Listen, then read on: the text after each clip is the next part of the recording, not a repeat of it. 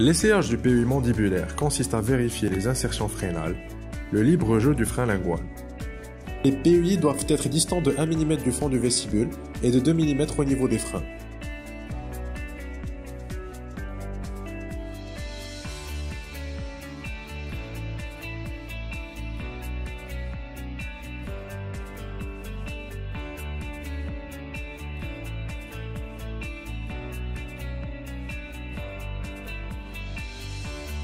Vu l'instabilité du PUI lors des mouvements linguaux, l'échancrure frénale est recréée et les volets linguaux sont réduits.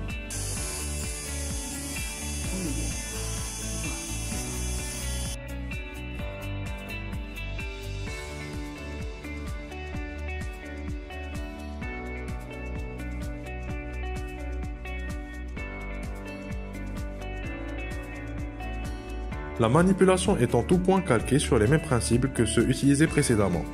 Le remarginage commence par les poches de fiche, les zones rétromyloïdiennes, les franges sublinguales, puis les niches rétromolaires.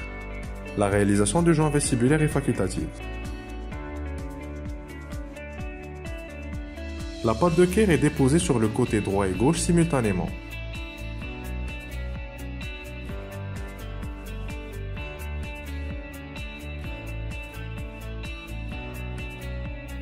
Les mouvements fonctionnels à réaliser sont la mobilisation des joues en les remontant vers le haut, ainsi qu'une ouverture moyenne puis maximale.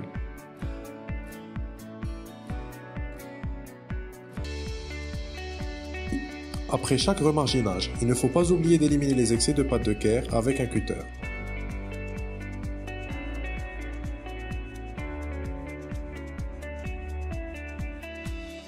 Au niveau des zones rétromyloïdiennes, le remarginage est réalisé côté par côté.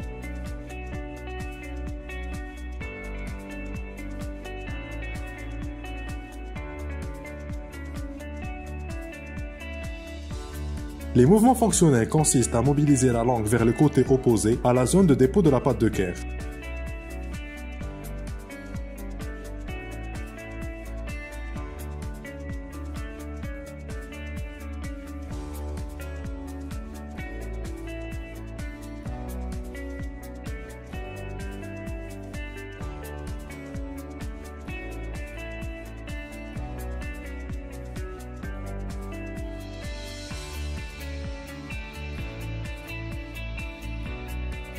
Démonstration des mouvements fonctionnels, à savoir faire sortir légèrement la langue, humecter la lèvre supérieure d'une commissure à l'autre, puis placer la pointe de la langue au niveau du palais.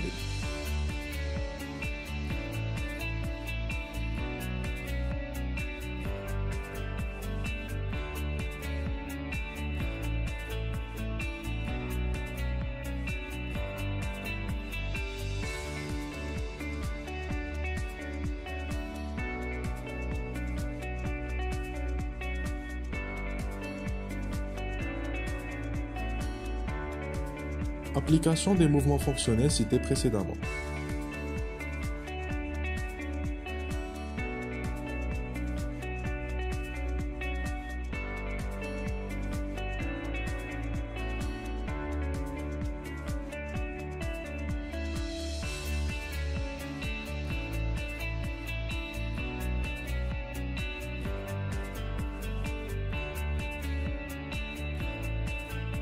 Le mouvement fonctionnel à réaliser est la déglutition de façon répétée.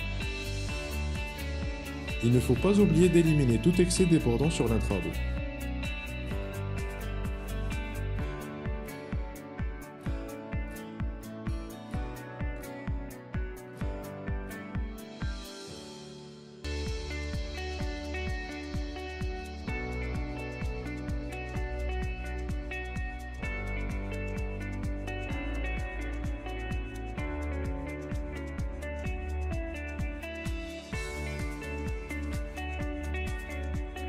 Pour l'empreinte centrale mandibulaire, on a opté pour la pâte d'oxyde de zinc eugénol.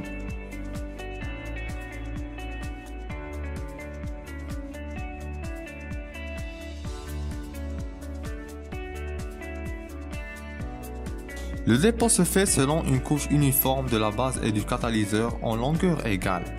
L'insertion du poussoir permet d'éviter le gaspillage et de permettre un dépôt adéquat lors des prochaines utilisations.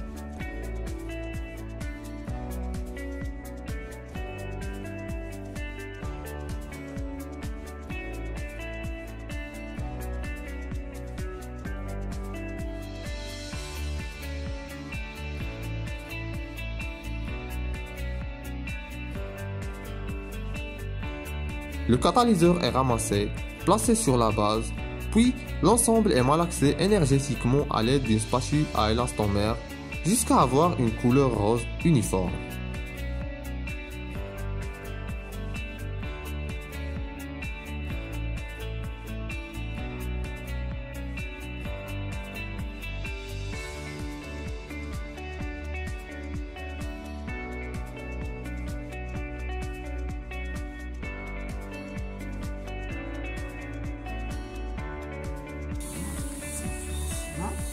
Pour couvrir tout le remarginage et étaler. Il ne faut pas remplir le PUI, il faut surfacer, étaler une fine couche.